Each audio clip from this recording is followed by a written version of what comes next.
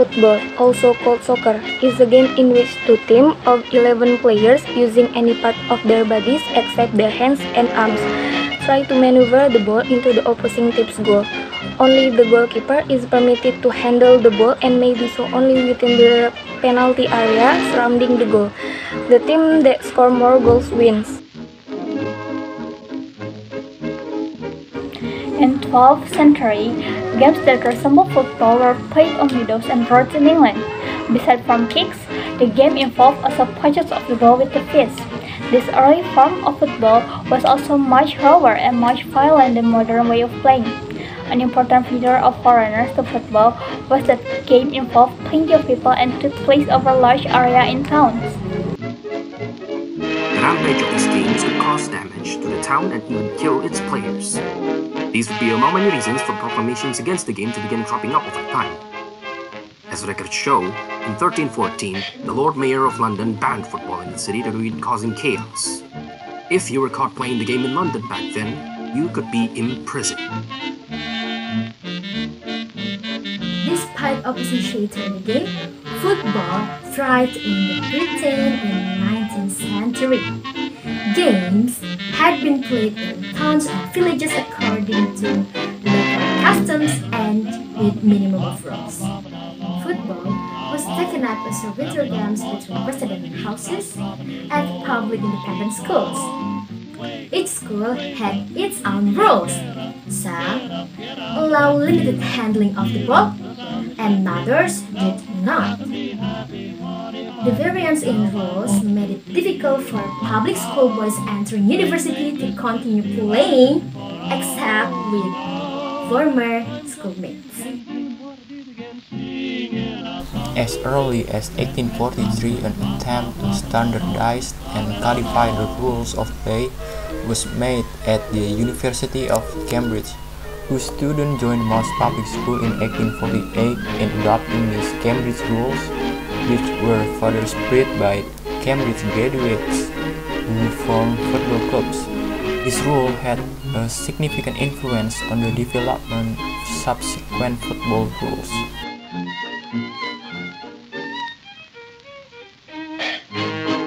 Then, the Football Association was formed.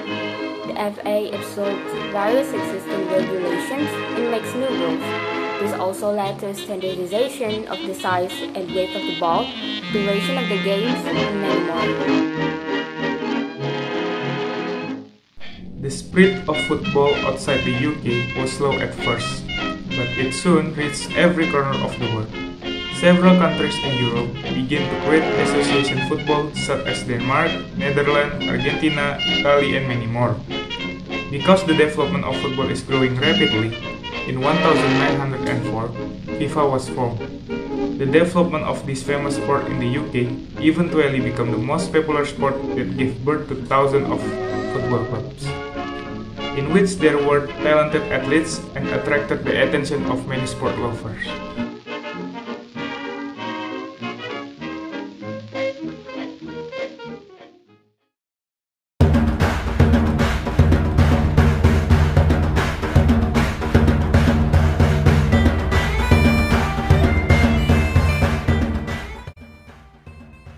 Ludwigsburg Pumpkin Festival atau yang biasa disebut dengan Kurbisausstellung Ludwigsburg merupakan festival labu terbesar di dunia. Festival tahunan di Jerman yang berlangsung dari tanggal 28 Agustus sampai 1 November ini tidak pernah sepi pengunjung loh. Banyak sekali kegiatan yang dapat dilakukan di Ludwigsburg Pumpkin Festival, diantaranya adalah Pumpkin Art Raksasa, di mana para seniman membuat monumen labu raksasa dengan sesuai tema yang ada saat itu. Lalu ada kegiatan lainnya, yaitu kontes mengukir labu Halloween, kejuaraan menimbang labu, balapan labu kano, hingga yang terakhir adalah berburu kuliner serba labu mulai dari sup hingga bir. Nah, balapan labu kano yang disebutkan tadi adalah sebuah ajang perlombaan di mana peserta diajak mengadu kecepatan mendayung di danau naik perahu yang dibuat dari labu raksasa. Labu raksasa itu dilubangi dan dibuat jadi kano atau perahu. Pemenangnya pun bisa mendapatkan hadiah uang tunai loh. Selain itu, pengunjung juga dapat sekalian berkunjung dan menikmati keindahan yang berada di Istana Ludwigsburg, karena festival ini digelar di belakangnya.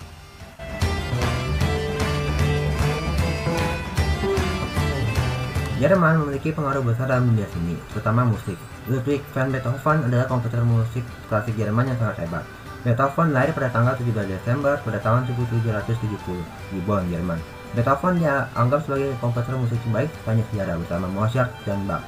Meskipun Beethoven adalah orang yang tuli, ia mampu menghasilkan banyak sekali karya seperti Für Elise, Piano Sonatas, Violin Concerto, Fidelio, dan masih banyak lagi. Jerman juga memiliki tokoh anti-agama dan bapak komunisme terkenal di dunia, yaitu Karl Marx. Karl Marx lahir pada 5 Mei 1818 di Trier, Jerman. Beliau adalah seorang filsuf, tokoh sosiologi, dan juga pakar ekonomi. Beliau adalah tokoh yang sangat terkenal dengan paham Marxisme. Beliau memperdebatkan bahwa analisis tentang kapitalisme miliknya membuktikan bahwa kontradiksi dari kapitalisme akan berakhir dari memberikan jalan untuk komunisme. Beberapa hasil karyanya adalah Das Kapital, Als Brumaire, dan sebagainya.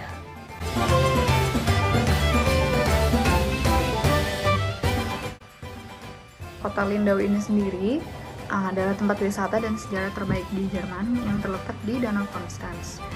Yang lebih spesifik lagi berbatasan dengan Austria, Jerman, dan Swiss. Kota ini berpendudukan 25.000 jiwa dan terhubung dengan jalur daratan, jembatan, dan kereta api. Nah, sebenarnya Lindau ini adalah pulau mungil di timur laut Bodensee yang dihubungkan oleh jembatan dengan daratan Jerman. Meskipun begitu, Lindau menjadi tempat wisata di Jerman yang cukup populer. Pada pelataran pelabuhan Lindau, kalian bisa menjumpai pedagang kaki lima yang menjual lukisan dan cenderamata. Sementara di mulut pelabuhan terdapat mercusuar yang telah dibangun pada abad ke-13. Untuk menaiki mercusuar setinggi 33 meter itu, kamu cukup membayar sebesar 1 euro. Lindau juga mempunyai kawasan camping bernama Lindau Park Camping yang terletak di pinggir Bodensee yang berbatasan dengan Austria. Untuk bermalam di Lindau Park, kalian cukup bayar 5,3 euro. Kalian juga bisa nyewa tenda di Lindau Park dengan harga 3,5 euro. Tauladen merupakan olahan daging sapi tipis yang digulung dengan bawang, acar, dan mustard yang kemudian dipanggang. Makanan ini disajikan saat makan malam dengan pangsit kentang, kentang tumbuk, atau acar kubis merah. Selanjutnya ada bersepeda. Sepeda adalah alat transportasi favorit di Jerman. Lalu ada berjalan-jalan di taman. Nah, di Jerman ini masyarakat lebih sering berjalan-jalan di taman daripada ke mall. Selanjutnya, orang Jerman lebih suka membawa uang cash. Nah, orang Jerman ini lebih suka membawa uang cash daripada menggunakan kartu debit ataupun kartu kredit. Kebiasaan sehari-hari orang Jerman yang pertama adalah mereka selalu tepat waktu atau menjadi orang yang bisa diandalkan. Bahkan mereka datang 10 atau 15 menit sebelum waktu yang ditentukan. Yang kedua adalah mereka jarang mandi saat musim dingin. Apabila musim dingin, mereka hanya mandi 1 atau 2 kali dalam 1 minggu. Yang ketiga adalah garam untuk setiap makanan. Orang Jerman biasanya selalu menambahkan garam pada setiap makanan mereka, bahkan sebelum mereka mencicipi makanan tersebut. Keunikan warga Jerman yang selanjutnya adalah, jadi pada hari Minggu semua orang di Jerman akan beristirahat, seperti toko dan aktivitas lainnya mayoritas akan tutup atau berhenti sementara. Dan dalam kultur pekerjaan sendiri, status antar pekerja dan karyawan di sana tuh mayoritas hanya sebatas rekan kerja saja dan tidak lebih. Penduduk Jerman sendiri juga lebih suka meminta sesuatu tuh harus ada bukti tertulis di atas kertas, yang menyebabkan Jerman adalah konsumen kertas terbesar di dunia.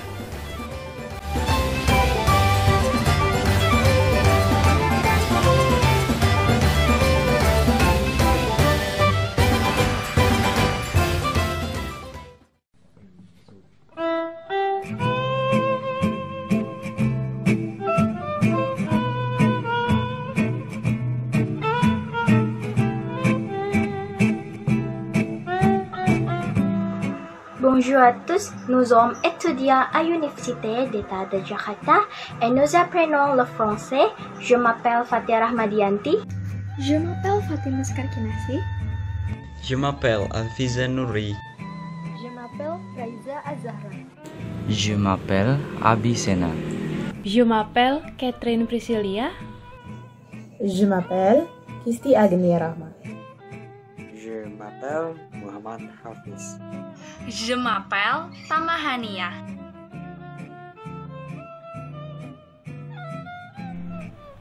Arc de Triomphe de l'Étoile atau biasa dikenal sebagai Arc de Triomphe atau dalam bahasa Indonesia merupakan gapura atau monumen kemenangan adalah monumen berbentuk pelengkung kemenangan di Paris yang berdiri di tengah area Place de l'Étoile. Arc de Triomphe terletak di area Place de l'Étoile di ujung barat wilayah Champs-Élysées. Arc de Triomphe berada di tengah distrik keuangan La Défense di sisi barat dan Museum Louvre di sebelah timur. Struktur bangunan Arc de Triomphe. Arc de Triomphe memiliki tinggi bangunan 50 meter, lebar bangunan 45 meter, panjang bangunan 22 meter, tinggi gerbangnya 29,2 meter, lebar gerbangnya 14,6 meter. Kemudian tinggi gerbang yang kecil 18,6 meter, lebar gerbang yang kecil 8,4 meter. Sejarah Arc de Triomphe. Arc de Triomphe dibangun setelah Napoleon Bonaparte memenangkan pertempuran di Austerlitz. Arc de Triomphe dibangun oleh dua arsitek, Jean Chalgrin dan Jean-Nicolas Yot, sebab Chalgrin wafat sebelum proyeknya selesai. Membutuhkan waktu 30 tahun untuk menyelesaikannya. Fakta unik dari Arc de Triomphe. Fakta unik yang pertama, awal sejarah berdirinya Arc de Triomphe terjadi pada tahun 1806. Fakta unik yang kedua, proses pembangunan Arc de Triomphe telah melibatkan beberapa seniman ternama. Fakta unik yang ketiga, Napoleon belum pernah melihat langsung Arc de Triomphe meski sudah selesai dikerjakan. Fakta unik yang keempat, Arc de Triomphe memiliki 4 kelompok patung besar. Patung-patung yang berada di Arc de Triomphe terdiri dari 4 kelompok besar yang menandakan 4 kemenangan dalam 4 peristiwa berbeda.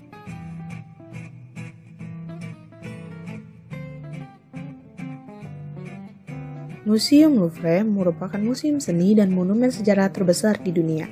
Selama Revolusi Prancis, Majelis Nasional Prancis menetapkan bahwa Louvre harus digunakan sebagai museum untuk menampilkan karya-karya bangsa. Berlokasi di Rive Droit Seine, arrondissement pertama kota Paris, Museum Louvre terletak di Istana Louvre atau Palais du Louvre, yang awalnya merupakan benteng yang dibangun pada abad ke-12. Museum du Louvre pertama kali dibangun oleh Raja Philip II pada akhir abad ke-12, sementara yang pertama kali tinggal di sana menurut histori yakni Raja Francis I pada tahun 1546. Raja Francis I merupakan seorang kolektor seni yang hebat, dan Louvre digunakan sebagai tempat bersemayamnya. Pembangunan Louvre di bawah pengawasan arsitek Pierre Lescot. Hampir setiap raja Prancis memperluas Louvre dan pekarangannya. Namun, penambahan paling besar dilakukan oleh Louis XIII dan Louis XIV pada abad ke-17. Udah tahu belum kalau Museum Louvre awalnya dibangun sebagai istana atas perintah Francis I, salah seorang raja Prancis pada masa Renaissance. Pembangunan museum ini mulai dikerjakan pada pertengahan tahun 1500-an. Francis I bahkan meruntuhkan benteng dari abad ke-12 di sisi kanan untuk memberikan akses menuju Museum Louvre. Lukisan Mona Lisa buatan Leonardo da Vinci memang sangat populer. Saking terkenalnya, orang-orang sampai tidak menyadari bahwa lukisan terbesar dalam Museum Louvre sebenarnya berada di ruangan yang sama. Lukisan tersebut bertajuk Pesta Pernikahan di Kana, karya Venetian Veronese yang menggambarkan mukjizat pertama Yesus ketika mengubah air menjadi anggur.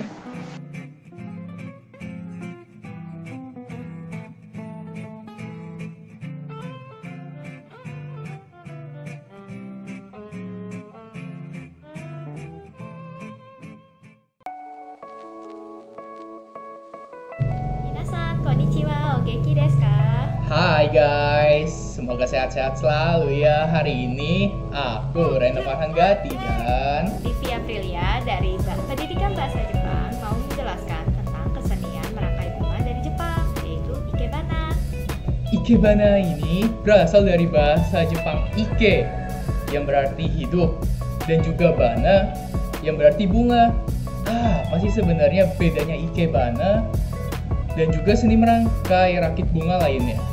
Jadi guys, Ikebana itu nggak bisa disusun sembarangan. Setiap bunga yang disusun menciptakan harmoni dalam bentuk linier, ritme, dan komposisi warna. Bentuk-bentuk dalam Ikebana didasarkan dari 3 titik yang mewakili langit, bumi, dan manusia. Wah, filosofis banget ya. Selain itu, bunga-bunga yang disusun dalam Ikebana juga mempunyai arti loh. orang-orang Jepang seringkali sulit mengungkapkan perasaannya, sehingga mereka memakai bunga sebagai perantara apa yang ingin disampaikannya. Nah, hal itu tersebut disebut floriografi atau dalam bahasa Jepang disebut hana kotoba. Tradisi ikebana ini udah lama berkembang di Jepang. Awalnya ikebana digunakan sebagai persembahan sekaligus dekorasi untuk kuil.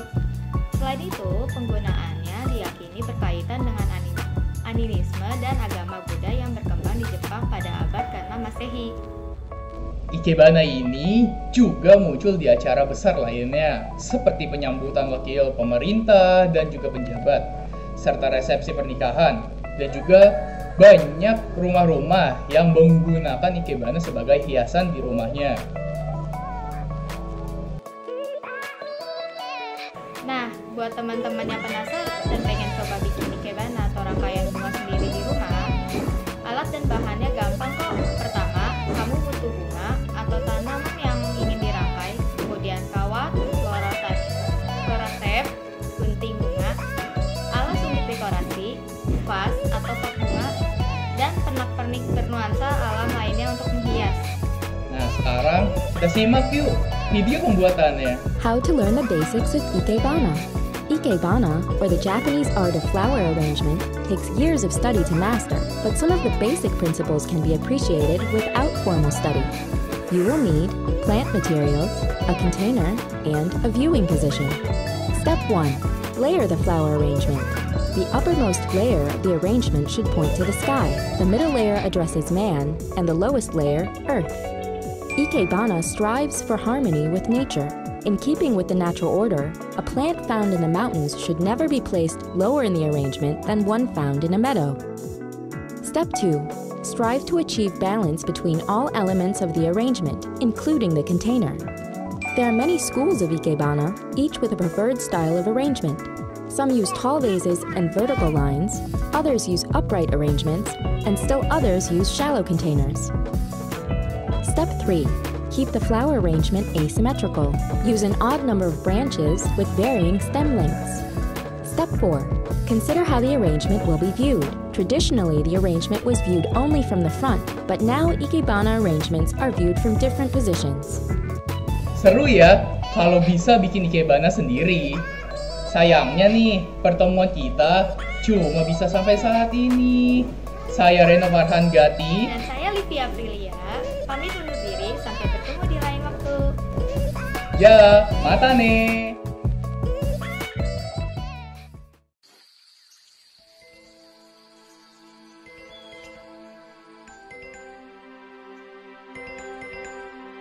Halo teman-teman, Indonesia adalah sebuah negeri yang kaya. Negeri tercinta kita ini menyimpan jutaan keragaman bentang alam dan budaya yang terbentuk di dalamnya. Sebuah negeri yang menyimpan paras cantik dalam buayan rasa. Hal inilah menjadikan Indonesia sebagai pusat peradaban berbagai kultur budaya yang terbentuk atas adanya jalur komunikasi yang tersesama hingga sebuah bahasa pun terbentuk dalam mengekspresikan dirinya. Mengulik sejarah, bahasa Melayu merupakan akar dari bahasa Indonesia, bahasa yang dipakai sebagai pengikat antar suku di Nusantara dan sebagai bahasa perdagangan. Bahasa Melayu saat itu mudah diterima oleh masyarakat Nusantara karena tidak mengenal tingkat tutur. Pertumbuhannya di wilayah Nusantara dipengaruhi oleh corak budaya daerah serta menyerap kosakata dari berbagai bahasa asing. Para pemuda Indonesia secara sadar mengangkat bahasa Melayu menjadi bahasa Indonesia. Dalam menjadikannya sebagai bahasa persatuan dalam isi Sumpah Pemuda tahun 1928, lalu dinyatakan sebagai bahasa negara pada tanggal 18 Agustus 1945. Bahasa Indonesia sebagai bahasa pemersatu menjadikan suatu kewajiban bagi seluruh masyarakat Indonesia untuk menjaganya agar terus lestari, tak terkikis seiring waktu tergulir.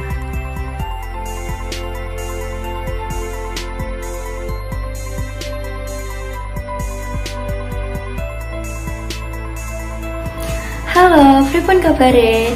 Nami kula Rahma Lutfia Cahyani saking Prodi Sastra Indonesia. Kula badhe matur pilih basa Jawi ciri khas saking daerah Jawa Tengah. Halo, nama Ambo Firjadila Awandani dari Prodi Sastra Indonesia. Kini Ambo memperkenalkan bahasa Minang.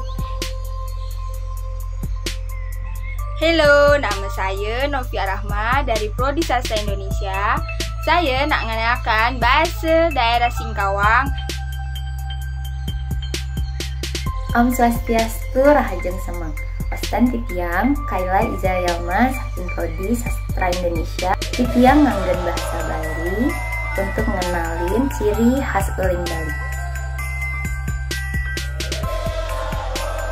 Oi, nama saya Asaan Hidiani dari Prodi Sasindo. Saya nak kenali bahasa Jambi nih. Punten wasta kuring Indonesia Bakti di Prodi Sastra Indonesia. Kuring nepangkan nganggo bahasa Sunda.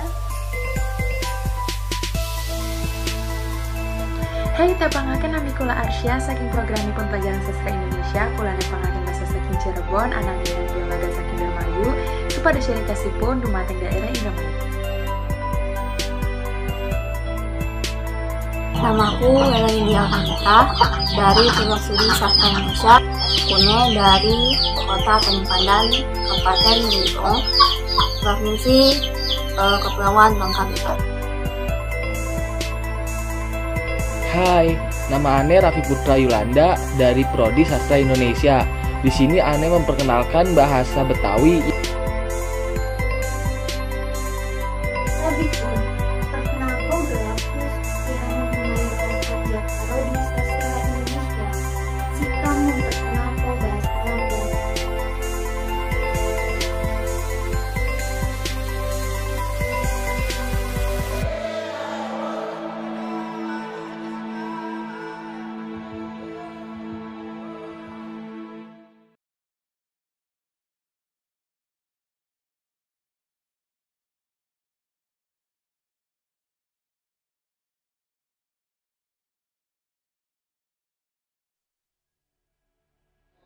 Talat megaya pun FPS. Nun musik veteran nang ngedoprak buku nyapu aketeng tamu di 2021. Nun pio di bro moton bupin kupe. Angedi pio kangnya di bra. Nun kuliah pun kame panai tamai. Angera mas kuliah mod. Nun tak anggi nopalga di keteng tamu 1999 di Reamna. Talat yakan marung.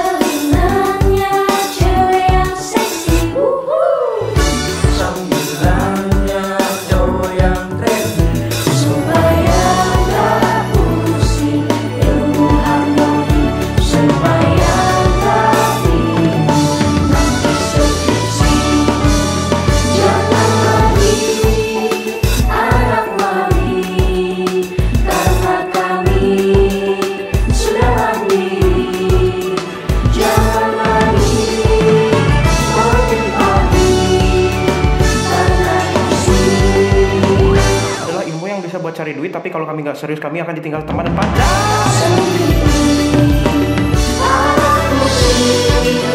Anak yang asing, anak